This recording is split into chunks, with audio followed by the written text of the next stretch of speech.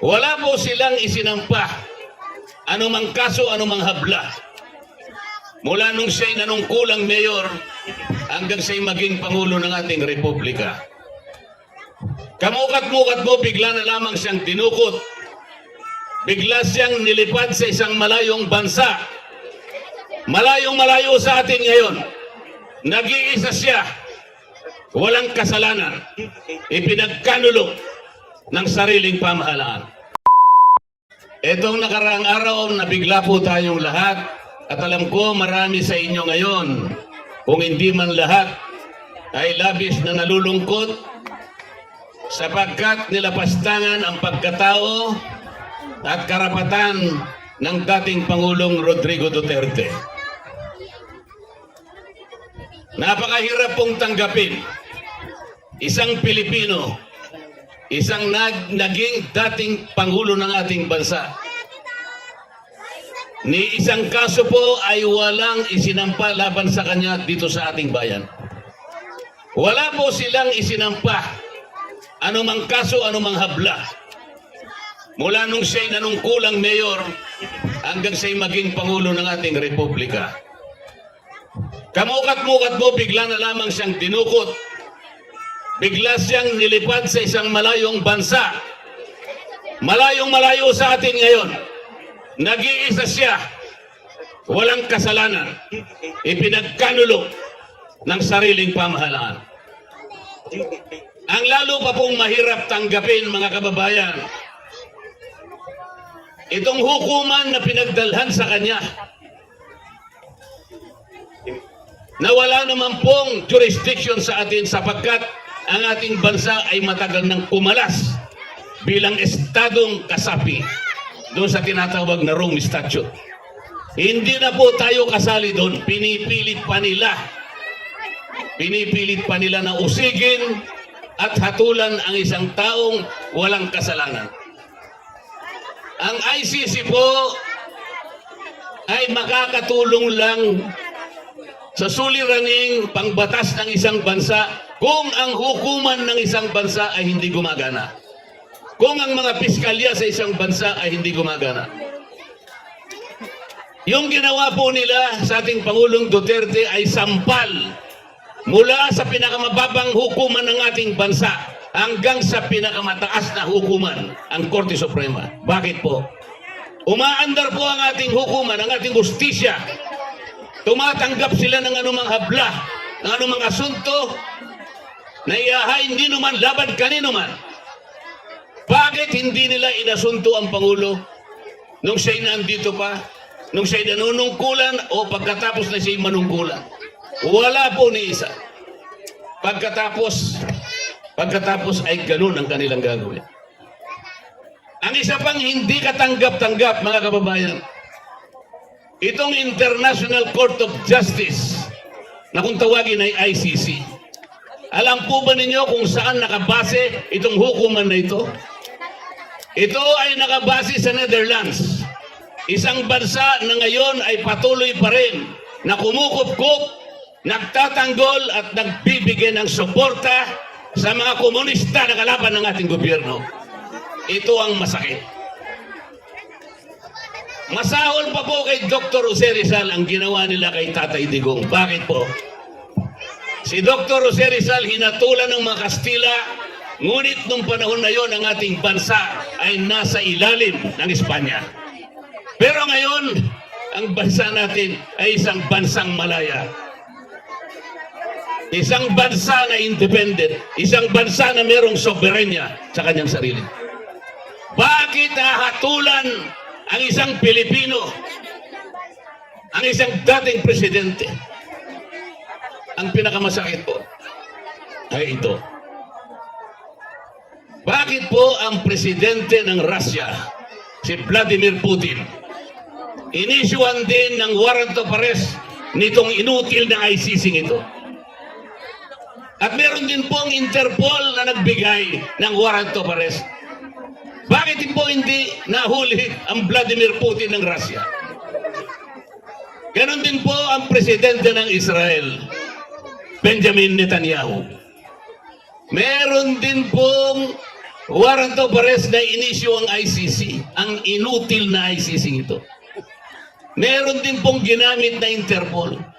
Pero hindi rin po nahuli ang Benjamin Netanyahu. Bakit po? Sapagkat wala isa man sa kanilang mga kababayan ang nakipagsabwatan sa ICC para ipahuli at ikulong ang kanilang mga leaders.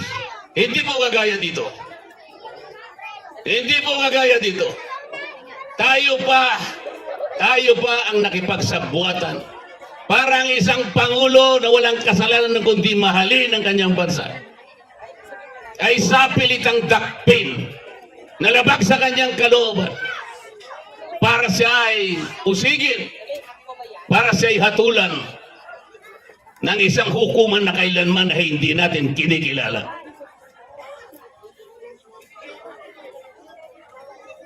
Isipin po ninyo kung ano ang demandang pinasa sa Pangulong Duterte. Siya daw ay nakapatay ng 43 tao sa pagitan ng 2011 at 2019. 8 taon. Yun po yung binasang demanda. Akala ko ba yung kanyang mga kalaban dito palaging sinasabi ang pinatay daw sa war on drugs 30,000 people. Hindi po, binasahan siya ng demanda doon sa Hague. 43 individuals sa loob ng 8 taon. Ibig sabihin, 5 di umano'y napatay sa loob ng 1 taon. Bakit nakalimutan po nila yung Mama Sapano Massacre? 44 na pulis ang pinatay sa loob lamang ng 1 araw. Bakit nakalimutan po yung Maguindanao Massacre? 58 ang napatay sa loob lamang ng 1 araw. Wala man lang isa na nagsuplong sa ICC. Si Vladimir Putin gumagamit ng missile sa giyera sa Ukraine. Ang missile hindi pumipili kung sino ang papatayin. Sanggol, matanda, babae, bata, kahit sino. Kung sino ang abutan ng missile. Yun po yung crime against humanity. It's a widespread and systematic attack on civilian population. Ganon din ang ginawa sa Israel. Ang mga missile ng Israel na pumupuksa ng maraming kalaban, yung Hamas. Walang pinipili ang missile. Yun ang crime against humanity. Ang Pangulong Duterte, ang ginawa niya ay gumawa ng programa para durugin ang mga taong nagbebenta at nagpupus ng droga dito sa ating bansa. Sapagkat alam niya ang panganib ng droga. Ang droga ay sisira sa pagkatao ng isang human being, ng isang tao. Ang droga ay sisira sa isang pamilya. Ang droga ay sisirain niya ang lipunan. Ito ang ayaw mangyari ng dating Pangulo. Bilang Pangulo ng bansa, katungkulan niya na proteksyonan ang mamamayan. Yun ang kanyang tungkulin bilang inihalal na Pangulo ng isang bansa. Walang tumutol dito kahit isa. Walang kumontra dito kahit isa. Ito ay binadyatan pa ng ating pamahalaan sa napakahabang panahon. At nakita natin kung anong resulta nito. 43 tao daw ang napatay. Hindi man lang siya binigyan ng pagkakataon na sagutin ang demanda laban sa kanya. Sa pilitan siyang kinuha at dinukot at pagkatapos inilipat sa malayong lugar. Alam ko po, nagdurugo ang inyong puso. Naiintindihan ko po kayong lahat. Huwag po kayong mawawala ng pag-asa. Huwag na huwag kayong manghihina ng loob. Alam po natin, makatarungan ang Panginoon Diyos. Darating po ang panahon, may tatama nating lahat ang maraming kamalian na nangyari at nangyayari pa sa ating bansa. Umpisahan po natin sa susunod na Mayo, magkakaroon po tayo ng eleksyon. Tandaan po ninyo yung mga sinabi natin. Kilala po ninyo kung sino-sino yung mga senador na kumakandidato. Yung nasa kabila, hindi man lang kumikibo. Hindi man lang sila nagalit sa ginawa sa dating Pangulo. Walang kibo sila. Sapagkat kahit papano, sangkot sila doon sa layunin na tanggalin o dalhin sa ibang bansa ang dating Pangulo. Sangkot din sila o may kaalaman din sila sa pag-i-impeach sa Vice President.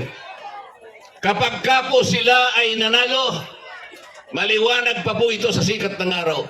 Kapag ang team na yan ay nanalo, tuloy-tuloy na po nilang tatanggalin ang Vice President. At maaaring hindi na rin makabalik ang Pangulong Duterte dito sa ating bansa kapag sila ang nanalo. Sa makatuwid, sinisimplify ko na po sa inyo. Kung gusto ninyo na lalong tumaas ang presyo ng bilihin, lalong humirap ang ating buhay, lalong humina ang ating institusyong pampolitika, matatanggal ang Vice President, ikukulong nila Pangulong Duterte, iboto nyo ang team na yon. Gusto nyo ba? Ngunit, meron po kayong magagawa. Yung team ng PDP laban, yung team suka na kanilang sinabi, sila ang pipigil sa kanilang mga balakin. Hindi pwede na matanggal ang Vice President. Gagawa ng paraan ng PDP laban para pigilin ang kanilang balakin. Ang PDP laban ang gagawa ng paraan para maibalik ang Pangulong Digong dito sa ating bansa sa lalong madaling panahon. Yes! Balik! Bring him back! Kailangan po iboto nyo lahat ang team ng PDP laban. Yes! PDP! 16 po na boto ang kailangan sa Senado para tanggalin nila ang Vice President. Kapag nagawa po nila yon, maniwala po kayo sa akin. Baka ni makangiti ay hindi na tayo makangiti. Baka wala na po tayong ikaliligaya sa bawat araw ng ating buhay. Baka lalong dumilib ang ating kinabukasan. Sa makatwid, alam na po natin ang gagawin natin. Yung team na yon, kilala nyo naman yung team na yun eh. Tingiwi! Yung team na yon, Tingiwi! o yung team suka. Timbang! Yung team suka po, may asin. Katulad po ninyo, napakarami po, lahat po kayo, may asim pa. Sana all! Yung team naman na yon, ewan ko kung anong lasa nun. Isip-isipin naman ninyo. Ewan ko kung madi-describe ninyo yung team na yon. Ang sabi nila tingnan po ninyo yung record ng aming team. Si Mario Joseph na record. Anong record?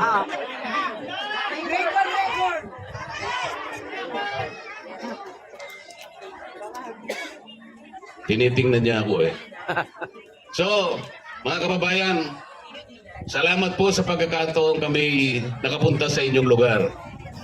Salamat po sa pagkakataon nakapagsabi kami sa inyo ng aming saloobin. Pero higit sa lahat, gusto po namin gumawa ng isang bagay na makapagpapabago sa kasaysayan ng ating bansa. Napakahirap po ng ating bansa sa ngayon, kaya pagtulungan po natin ito. Pagtulungan po natin ito. Huwag po nating kalilimutan ang ginawa nila kay Tatay Digong. Ama! PRRD is the image of sacrifice and courage. PRRD is the symbol of our honor as a free, brave, independent, and sovereign nation. PRRD is the unifying force so that we can regain and restore the dignity, the rectitude, and the majesty of our laws. Ito po yung gusto namin gawin. Ito po ang gustong gawin ng PDP laban. Hindi po namin kayo bibiguin. Ituloy po natin ang laban. Ilaban po natin. Let us protect and defend our nation. Let us bring back President Rodrigo Roa Duterte. Maraming salamat. Umani naman ito ng iba't ibang reaksyon mula sa ating mga netizens. Ayon kay Mariza Ormita, Mga kababayan, siguraduhin po nating ipanalo ang team ni Tatay Digong, vote straight PDP laban. Pahayag naman ni Teresita Villasana, vote straight PDP po tayo para kay PRRD, baguhin natin ang mukha ng Senado at huwag na tayo magpabudol. At ito naman ang saloobin mula sa ating kababayan na si Feliz Cadasio, sabukan naman natin ang bagong set ng mga senador, vote straight PDP laban. Mga kababayan, feel free to comment below para maglabas ng saloobin sa balitang ito.